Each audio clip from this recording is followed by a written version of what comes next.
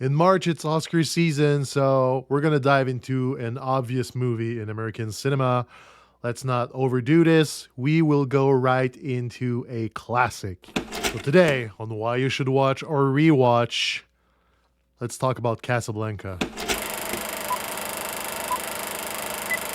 You know, in high school or film school or any degree of education you might have, there's always one old man or older person that tells you that you should watch older movie because they don't make them as they used to and they were better in those days and you don't understand because yada yada yada. Today I am that old man. Obviously, I'm getting older, but when I was in my 20s, I've heard this so many times, and Casablanca is the perfect gateway to understand and introduce yourself to older American movies, the older Hollywood system. It won the Academy Award. It's a 1942 film, so it's 80 plus years ago. Stories from Another Time, a movie shot, produced, and distributed during the Second World War. So, the rise of Hitler, of the Nazi Germany, the international conflict, the implication of the United States versus the Europe. Everything is in play here, and Casablanca is the perfect way for you to just dive into another time of making movies, of telling stories, and it's maybe a simpler time.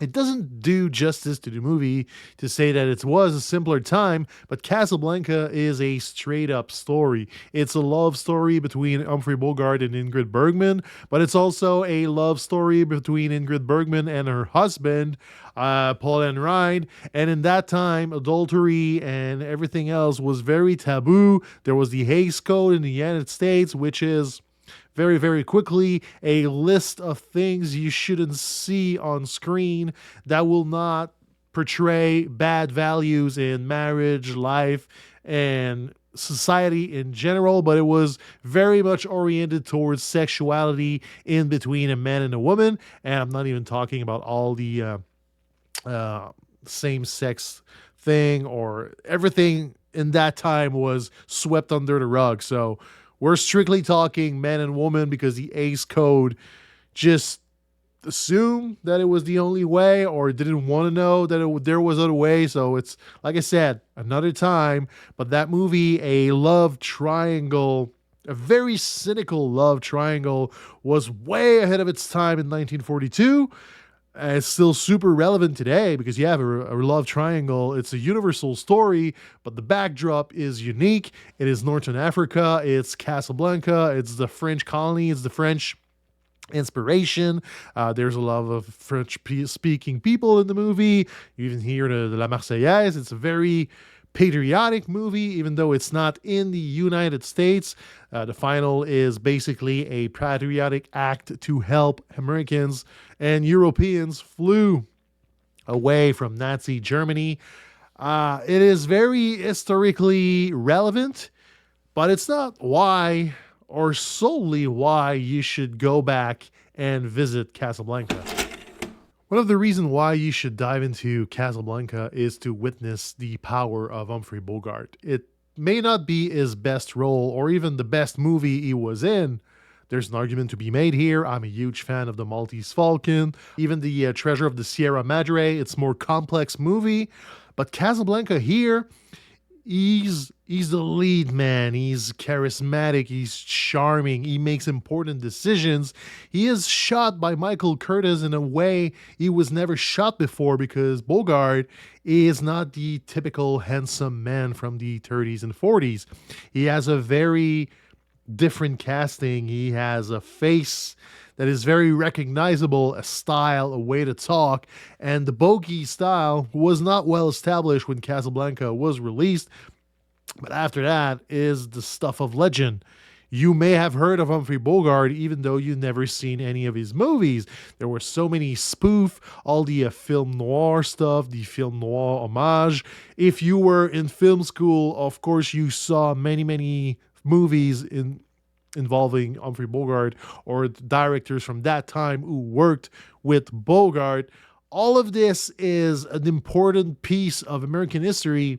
And I think Casablanca is a great way to understand why Humphrey Bogart was such a huge star, and he died in his 50s. So he didn't have a really long career, but it was very important, very significant. And yeah, that's there's one reason here just to understand Bogey at its peak. Another reason it wouldn't be fair to speak about Bogart without mentioning Ingrid Bergman. She was a monumental actress in the 40s and 50s. She came from another country. English wasn't even her first language. She learned as she moved to the United States. She's Swedish. She had an impressive career. And this role here, like, same with Bogart, there were better movies afterwards, but here she is American cinema at its finest. The way she shot, the dialogue, the interaction with Bogart, with Hanride, with all these secondary character, the way she is always on the thin line between okay and not okay, because she's a married woman who had an affair with Bogart in Paris because she thought her husband was dead, but he was in a concentration camp, and she came back to him and she wanted to hide the story. So everything is very convoluted, but the way she plays it very stoically is a great way to put on film many complex emotions without a lot of dialogues, because in those times scenes were simpler. It was a white scene, you close up, there were no special effects and no complicated story. It was point A, point B, a twist, sometimes point C. So Casablanca had to navigate with those simpler code, but Bergman brings in all the nuances that you're not expecting at that time, and she was so great for it. The perfect counterpart to Bogart here. So Casablanca, in that regards, is a great example of what a best picture was, and not should be, but is in the collective consciousness. Like, you can't really argue with the choice. Casablanca was a very important movie that year. There were other important movie that year. Another one directed by Michael Curtiz, the Yankee Doodle with James Cagney. But Casablanca, it's the test of time. It's the spoof afterward. It's the Simpson parody. It's the Muppet parody. I think Sesame Street did it. The airport scene in the end was copied, referenced to so many times that you know this scene even though you didn't see the movie. Or if you've seen the movie and forgot about the rest of the story, you remember that scene. And yes, that scene, the double cross at the end, the Humphrey Bogart letting go of Ingrid Bergman so that she can fly away with her husband, the "we will always have Paris" line, and the "here's looking at you, kid." Those are famous line in American cinema. Those are famous lines from Humphrey Bogart, and those are very significant if you've watched many movies. They will resonate. There will always have Paris is a perfect line. It's a perfect way to tell someone, I love you, I'm gonna let you go, but you will never leave me. Like this part of you that lives with me will always be there. It is a great gesture. It's a great message. And when you see this on film, it is very powerful. So you may not like the movie or the pace of the movie or all the patriotic act or the subplot of espionage and stuff, but the core of the story, the love story, the sacrifice at the end, the doing the right thing so that love can prevail, and the, I don't know, the selfless act. Rick's Humphrey Bogart just gives away part of his life so that Ingrid Bergman and her husband can live a life, a better life, a life far away.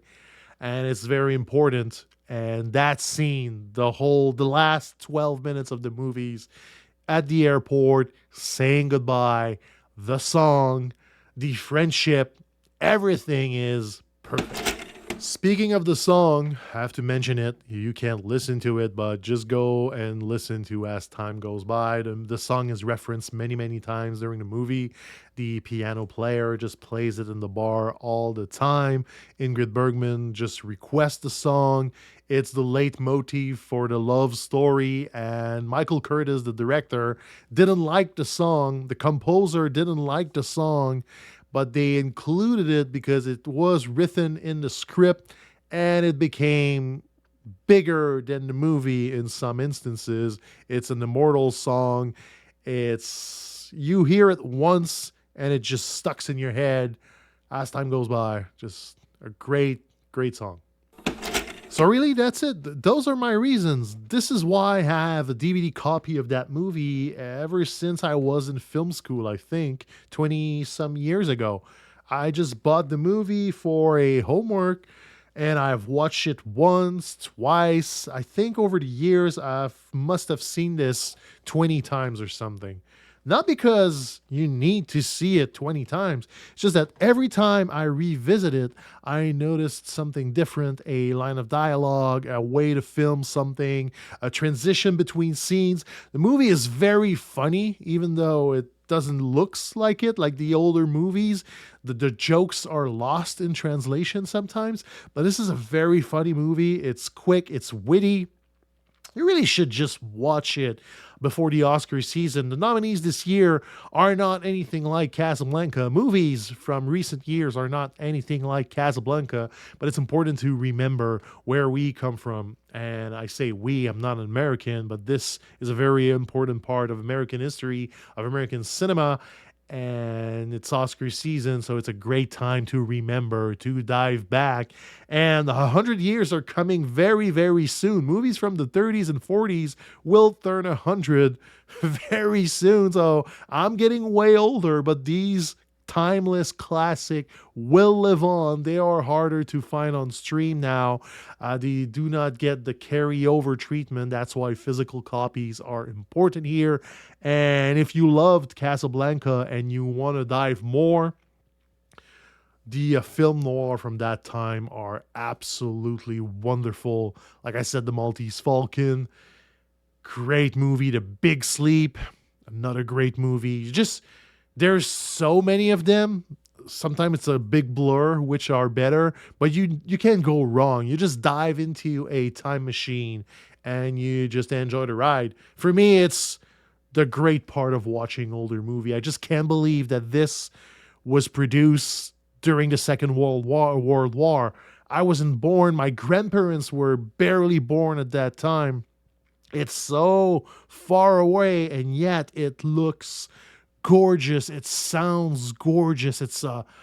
There's a method here. There's a way to preserve history, to preserve time, and just be a witness of what was life back then and how far we've come, and also how far we drifted. I think it's a debate for another day. Maybe life was simpler back then and we were better off. But for me, Casablanca is a great way to just lay back, relax, and enjoy a movie with your loved ones, just sitting comfortably at home and let time go by. So that's it for me today. That's it for Casablanca. Have a good Oscar season, and I'll be back on the channel for another movie soon. I don't know which one yet, but we'll see together. Ciao.